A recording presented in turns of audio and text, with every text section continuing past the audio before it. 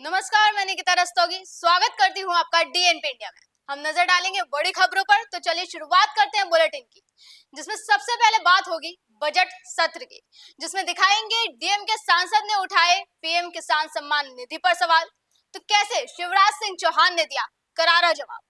फिर दिखाएंगे कैसे भरी संसद में सरकार को धमकी देने लग गए मल्लिकार्जुन खड़गे।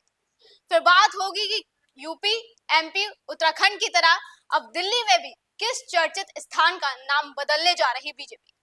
फिर बताएंगे राम मंदिर पर हमला करने वाले आतंकी की गिरफ्तारी के बाद कैसे अलर्ट हुआ प्रशासन। आखिर में चर्चा उस पर भी, क्या अमेरिका की टैरिफ कटौती को लेकर तैयार हो गया भारत।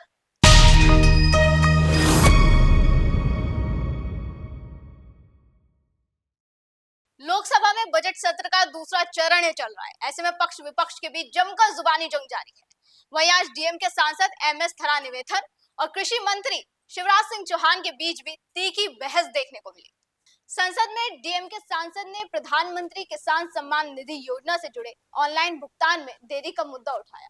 उन्होंने सरकार से सवाल किया कि किसानों को समय पर पैसा क्यों नहीं मिल रहा, जबकि जिनके नाम जुड़े हैं उन्हें सिर्फ 1 घंटे के भीतर भुगतान मिल जाता है। जिस पर कृषि मंत्री शिवराज सिंह चौहान ने जवाब देते हुए कहा कि अगर कोई पात्र किसान बचा हुआ है तो उनसे निवेदन है कि वो पोर्टल पर जाकर अपना नाम अपडेट कर दें, जिससे उनके खाते में पैसा आ जाए। साथ ही कहा कि मैं तो खुद 2 बार तमिलनाडु गया, एक बार कृषि विभाग के कामों से और एक बार रूरल डेवलपमेंट के लिए, लेकिन दोनों बार ना तो वहां के रूरल डेवलपमेंट मंत्री मेरी बैठक में आए और ना ही कृषि मंत्री वहां की बैठक में आए। देखिए कैसे उन्होंने भरी संसद में डीएम के सरकार की पोल खोल दी। माननीय अध्यक्ष महोदय, मैं तो स्वयं 2 बार तमिलनाडु गया। एक बार मैं तमिलनाडु गया कृषि विभाग के कामों से और एक बार गया मैं रूरल डेवलपमेंट के लिए। अब मैं कोई आरोप नहीं लगा रहा, लेकिन दोनों बार ना तो वहां के रूरल डेवलपमेंट मंत्री मेरी बैठक में आए, ना वहां के कृषि मंत्री वहां की बैठक में आए। मैं ये निवेदन करना चाहता हूं कि केंद्र सरकार प्रतिबद्ध लाभ देने के लिए, अभी मनरेगा की बात हुई थी तब भी 7,600 करोड़ रुपए तमिलनाडु को दिए गए, आज तक के सबसे ज्यादा। हमने कोई कोताही नहीं। और वैसे ही अगर कृषि विभाग के मामले में कोई नाम शेष है तो वहां के कृषि मंत्री आए या मुझे आप बुला लें, मैं खुद तमिलनाडु चलाऊंगा। हम तमिलनाडु की महान जनता को प्रणाम करते हैं, तमिल संस्कृति को प्रणाम करते हैं, तमिल भाषा को प्रणाम करते हैं। हम सब भारत माँ के लाल, भेदभाव का कहां सवाल, कोई भेद नहीं होगा। हम तमिलनाडु की जनता की, किसानों की विनम्रता से सेवा करेंगे। वहीं राज्यसभा में तो जुबानी जंग में हद ही पार हो गई। राज्यसभा में नेता प्रतिपक्ष मल्लिकार्जुन खड़गे और बीजेपी अध्यक्ष जेपी नड्डा के बीच बेहद तीखी बहस हुई। इस दौरान खड़गे का पारा इतना हाई हो गया कि वो भरी संसद में ठोकने की बात करने लग गए।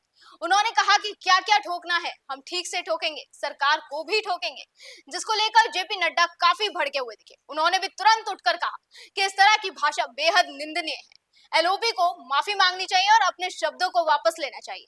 देखिए दोनों नेता के बीच कैसे संग्राम छिड़ा। साहब, सुबह में एजुकेशन मिनिस्टर आए नहीं थे। प्लीज सुनिए बोलने दीजिए विषय पे हम लोग। साहब जी, क्या डिक्टेटरशिप हो गया?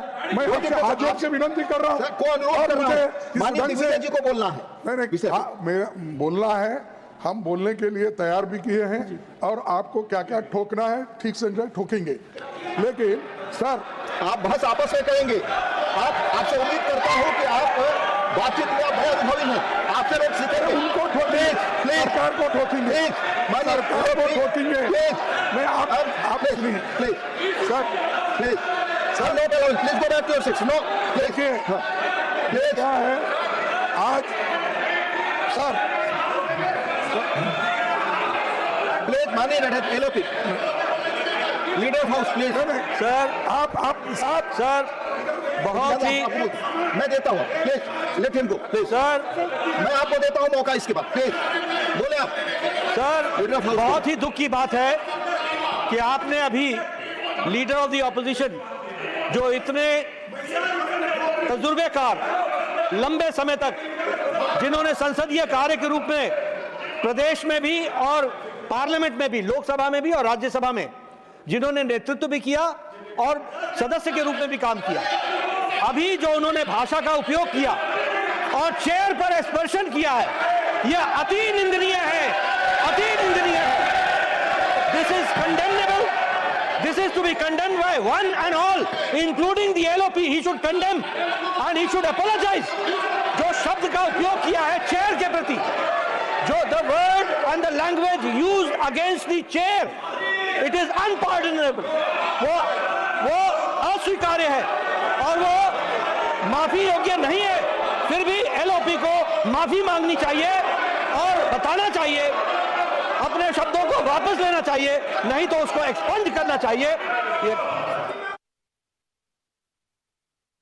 प्लीज मिस्टर तिरचुशा, प्लीज मैं अलाउ करूंगा माननीय LOP कि आप अपनी अपनी सीटों पे जाएं. प्लीज जाएं अपनी सीटों पे. Please take your seats. This is not your seat mister Vaiko. Please go back your seat. No, I am not. Go back your seat. No, please go back your seat. माननीय LOP बोलना चाहते हैं. Sir, मैं माफी चाहता हूं. मैं कभी आपके लिए नहीं बोला. मैं सरकार के पॉलिसी को हम ठोकेंगे ये कहा. माफ करना, अगर आपको मेरे बातों में अगर ठोस लगी है तो मैं आपसे माफी मांगता हूं. मैं सरकार से नहीं. यूपी, MP, उत्तराखंड, महाराष्ट्र में बीजेपी के राज में कई चर्चित स्थानों के नाम बदले गए, जिसके बाद अब बारी दिल्ली की है. दिल्ली में भी बीजेपी सरकार ने चर्चित स्थानों, स्टेडियम और अन्य संस्थानों के नाम बदलने के संकेत दिए. दिल्ली सरकार के मंत्री और NDMC के सदस्य प्रवेश वर्मा ने बताया कि जल्द ही टालकटोरा स्टेडियम का नाम भी बदला जाएगा. पहले सुनिए प्रवेश वर्मा ने इस संदर्भ में क्या कुछ कहा, फिर बताएंगे टालकटोरा स्टेडियम का नाम क्यों बदलना चाहती है बीजेपी. उन्होंने आज ही शपथ ली है अगली मीटिंग में, अगली NDMC काउंसिल की मीटिंग, क्योंकि आज ही मैंने शपथ ली है. अगली NDMC काउंसिल की मीटिंग में टालकटोरा वाले विषय को लेके आएंगे.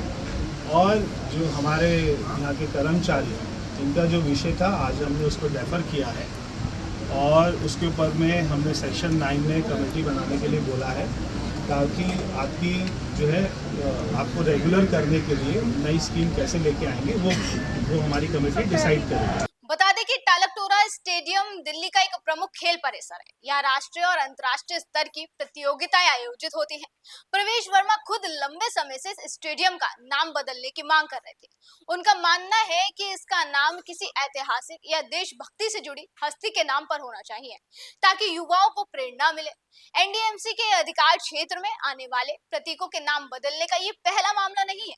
इससे पहले भी कई सड़कों के नाम बदले जा चुके हैं, जिनमें औरंगजेब रोड का नाम बदलकर doctor APJ Abdul Kalam road, Dalhousie road का नाम दीनदयाल उपाध्याय मार्ग और रॉस रोड का नाम बदलकर राजेंद्र प्रसाद रोड रखा गया था.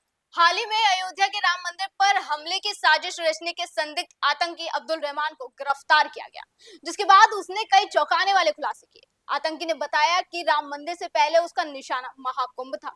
वहीं उसके पास से कई धार्मिक स्थलों के वीडियोस भी मिले. आतंकी का कनेक्शन पाकिस्तान की खुफिया एजेंसी ISI से बताया जा रहा है, जिसके बाद प्रशासन अब और ज्यादा अलर्ट हो गया. सुरक्षा एजेंसियां राम मंदिर की सुरक्षा को लेकर और भी ज्यादा सतर्क हो गई है. वहीं अब राम मंदिर की सुरक्षा को लेकर तैयारी शुरू कर दी गई है, जिसके तहत मंदिर की सुरक्षा इतनी पुख्ता की जाएगी जैसे पुलिस हेडक्वार्टर की सुरक्षा या बड़े बड़े भवनों की सुरक्षा होती है. श्री राम जन्मभूमि तीर्थ क्षेत्र ट्रस्ट के अध्यक्ष नृपेंद्र मिश्रा ने ये बात कही. उन्होंने बताया कि ट्रस्ट की ओर से मंदिर की सुरक्षा को लेकर बड़े स्तर पर कदम उठाने की तैयारी की गई है, जिसके तहत राम मंदिर के चारों ओर ऊंची बाउंड्री वॉल तैयार की जाएगी. कुल बाउंड्री जो कि 4 किलोमीटर से ज्यादा होगी, उसको पक्का निर्माण कार्य से किया जाएगा. दिल्ली में अनेक ऐसे भवन हैं जहां इस तरह की दीवारें हैं, जिसकी ऊंचाई करीब 14 से 16 फीट ऊंची होगी. इसी तरह अब राम मंदिर की सुरक्षा भी की जाएगी.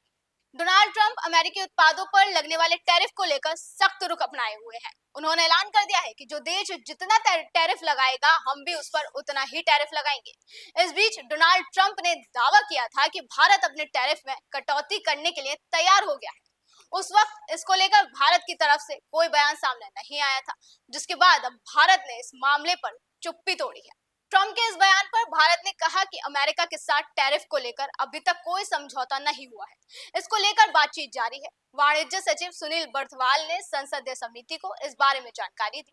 उन्होंने संसदीय समिति को बताया कि भारत ने अमेरिका के साथ व्यापार शुल्क के मोर्चे पर किसी भी तरह की प्रतिबद्धता नहीं जताई है। इस दौरान कई सांसदों ने बर्थवाल से अमेरिका भारत व्यापार वार्ता पर सवाल पूछे, तो बर्थवाल ने कहा कि व्यापार वार्ता के दौरान भारत के हितों का ध्यान रखा जाएगा। भारत मुक्त व्यापार के पक्ष में है और व्यापार का उदारीकरण चाहता है, जिससे दोनों देशों के बीच व्यापार को बढ़ाने में मदद मिलेगी। इसके साथ ही वाणिज्य सचिव ने कहा कि टैरिफ वॉर छिड़ने से अमेरिका समेत किसी को भी लाभ नहीं होगा और ये मंडी को आहत दे सकता है।